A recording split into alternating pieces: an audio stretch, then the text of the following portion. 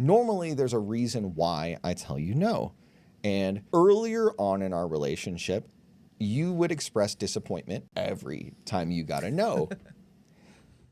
And over time, I would go ahead and express the reasons and rationale as to why no. And then you stopped asking for reasons and rationale over time because you kind of started coming to the assumption, rightfully so, that I'm not out to get you. And there's usually a reason why I'm saying no.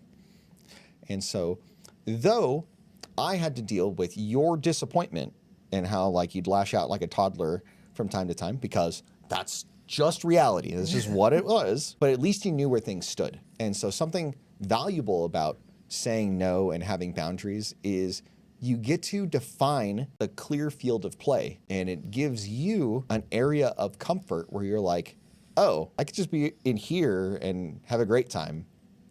And as long as I'm not trying to like knock down walls and like kick down doors and stuff, things are good. Find secret compartments. Well, I mean, finding secret compartments is your job, right? Like that's where you can rightly like find extensions to the boundaries because some boundaries are firm and some boundaries are a little squishy. And that's okay.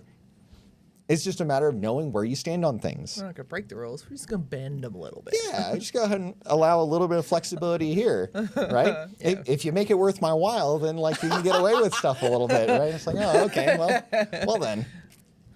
See, it's in how you... It's like, wait, was that an option? What? Well, I think you kind of figure that out over time, right? I think so. It's all in how you ask please, right? And it determines on whether I'm going to say no or not. Right? Timing is everything. Well, timing and like there's a lot of ways to say please, right? And it turns out that some ways of asking for things are better than other ways of asking for things. And you figure that out over time. But definitely always playing in good faith. Yeah, playing in good faith is the important part. You know, the whole it's better to beg forgiveness than ask permission is not the way to go. Yeah, I think that's not good in a committed relationship to do that and have that be your standard. Especially if you want to stay in a committed relationship. You know, that's a big if, right? Because there's a lot of people that are so like wishy-washy about this stuff and they're just like, oh, I want to get a divorce. That's the ones that's like, you're not where playing right. They don't you're not care. Playing right. Right, they're not a good faith actor. That's in a poor playing strategy. The game. Well, it's not only just a poor strategy. It's like, what do you hope to get out of this? And if you are not going to be a genuine person in this relationship, then why are you having the relationship in the first place? But a lot of those, you know, especially like those women, they don't think about the end game. They just think, I need this thing now. Sure, they don't think 3 steps ahead. It's like they're playing checkers instead of chess. They're playing like a toddler. Playing like a toddler. I want to put my ex here. Wait, what do you mean? Anywhere I went, I was going to lose? No, that's not fair. It turns out that there is a way to play tic-tac-toe, and there are ways to win and there are ways to not win. There you go. So we also talked about how, like, saying no gives you the freedom to say yes to other things. Mm-hmm. And, like, that's just a fact of life, is by having boundaries about your time and things like that, you have the freedom to say yes to other things that are within the scope of your boundaries. Mm-hmm. Now, a lot of times, the way that people value us when we're playing the game is in proportion to the way that they see our value. Like a very successful, well-integrated, properly like crafted captain is more valuable in the sexual marketplace than some guy with a dinghy, right? Whereas a woman that is of high moral character and drop-dead gorgeous is much more valuable than someone that's been passed around the block and has like half their head shaved, right? It's just like, it's just a fact of life. Like you could dislike it and get all the septum piercings you want, but like at some point there's a cost to these decisions, and recognizing that there are costs will help you play the game better. And if you're coming at this game and you are not in a great position to ask for the things that you want, maybe you need to take some time to get your positioning better, whether it is, hey, working on your skills, making better money, getting more confidence, losing weight, you know, being able to have good, solid relationships with other people. These are all things that can be improved so that you can play the game of please no better across all of your relationships in life. because they are interrelated. Because if you can go ahead and hold boundaries in a marital relationship, you are much more likely to be able to hold the boundaries in a professional relationship, right? When someone goes ahead and tries to hit on one of your core convictions in a professional setting, it's much easier to say no and be like, look, that's just not going to fly with me. I can go ahead and do this, this, or this, but here's my line.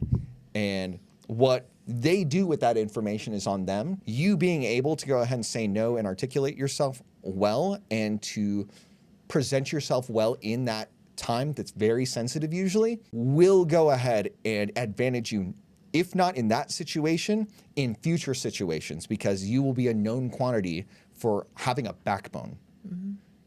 Because even if we disagree, like among men, the fact that we can disagree without being disagreeable and look at each other and know that we are at an impasse and move forward, we are more likely to have respect for one another in that process. Because I know where you stand, and if I know where you stand on certain things, it is useful for both of us, because I'm not likely to go ahead and push a core conviction of yours, and hopefully you're not going to go ahead and do that on my end, because you're going to get the same answer every time, unless you want to test that boundary. And if you want to test that boundary, well, okay, well, there's going to be consequences one way or the other. Yeah. And that's not a bad thing. It's just what is. Now, that isn't to say you just be stubborn for the sake of stubbornness.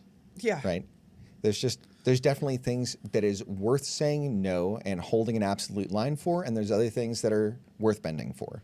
And once again, it goes back to having the wisdom to know the difference. Yeah.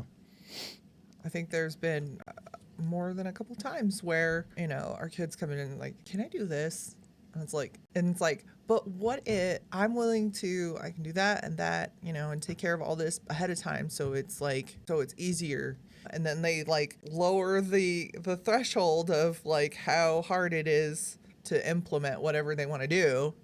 Yeah, they make it really easy to say yes. And then, yeah. That's the trick is, so when you were making the request, when you were saying please, if you were setting the context up to make it easier to get a yes answer, you are much more likely to get the yes, which is why we talk about no isn't always an absolute.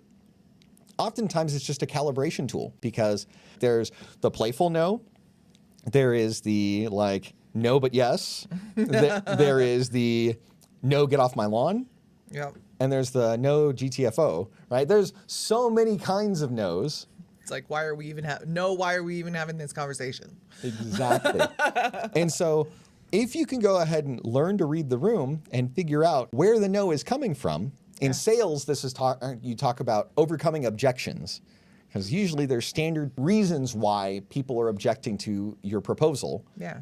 And if you can figure out where their pain points are and where the no can become a yes, then you are better calibrated to ask the right questions and to make different proposals to get a higher likelihood of somebody to say yes to you. You pave this smooth road, and it's like, yeah.